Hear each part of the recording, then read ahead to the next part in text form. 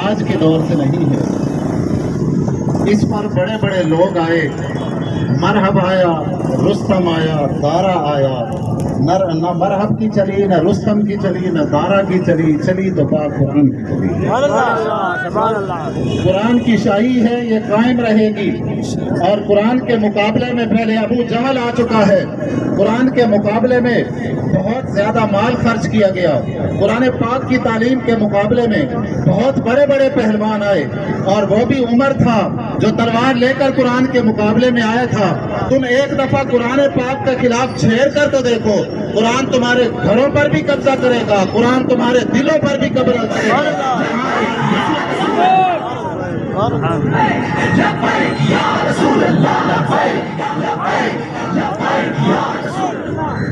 یہ آپ نے دیکھا قرآن کا یہ قبضہ ہے۔ الحمدللہ تعالی میرے پاس پوری ایک فہرست موجود ہے۔ یورپ کے 300 ڈاکٹر جو پی ایچ ڈی اسکالر ہیں، کوئی میتھمیٹکس سے تعلق رکھتا ہے تو کوئی فزکس سے تعلق رکھتا ہے، کوئی کیمسٹری کا بہت بڑا پروفیسر ہے تو کوئی ڈین ہے فزکس کے ڈپارٹ کا، لیکن اس کے باوجود 300 سے زائد بڑے اعلیٰ فتیم ذہن کے لوگ وہ دامن قرآن سے محض اس لیے وابستہ ہوئے کہ قرآن کی حقیقت کو جھٹلایا نہیں جا سکتا، قرآن کے مقابلے کو پیش نہیں کیا۔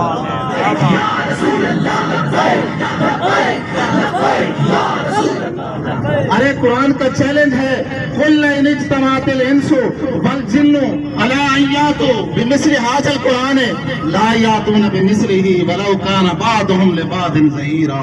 قرآن ارشاد فرماتا ہے اگر تم سارے کے سارے انسان اکٹھے ہو جاؤ، جن اکٹھے ہو جاؤ، اور ساری خلقت خدا کی اکٹھی ہو جائے، قرآن کا مقابلہ کرنا چاہے تو قرآن کا مقابلہ تم سے نہیں ہوگا۔ سبحان اللہ، یہ قرآن نے ان کو مفلوج کر دیا، ان کے ذہنوں کو قرآن نے ختم کر دیا، یہ اجڑ چکے ہیں، یہ ان کی پسماندگی کا شکار ہے۔ ارے قرآن کا چیلنج تو یہ تھا کہ تم قرآن جیسا کلام لا کر دکھاؤ۔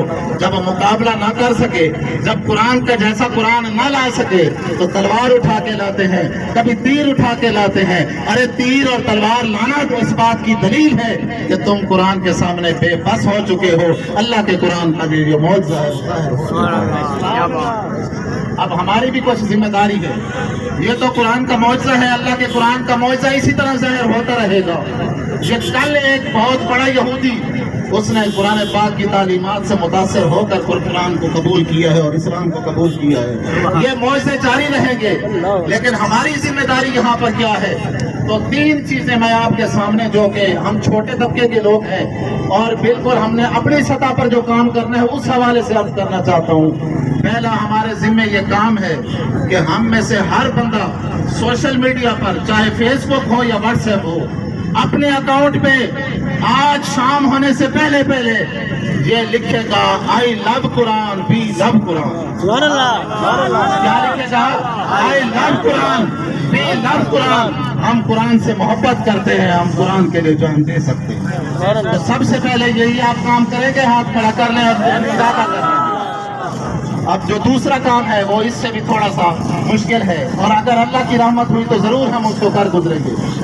دوسرا یہ تہیا کریں کہ ہم اپنی نسلوں میں، اپنی اولاد میں، اور اپنے برادری میں، اپنے قبیلے میں، اور اپنے گلی میں اور محلے میں ایسا کوئی بچہ نہیں رہنے دیں گے جس کو قرآن کی دولت نصیب نہ ہوئی۔ سبحان اللہ، سبحان اللہ، سبحان اللہ۔ کریں تہیا، ہم اپنی برادری میں کوئی بچہ بغیر قرآن کے نہیں رہنے دیں گے، ہم اپنی نسل میں کوئی بچہ بغیر قرآن کے نہیں رہنے دیں گے۔ جواب دینا ہے تو اس طرح سے دینا ہے۔ 1857 کی جنگ آزادی میں دلی کی جامع مسجد جتنی بھی تھی سب سے قرآن جمع کر کے انگریز نے کہا جلا دو قرآن۔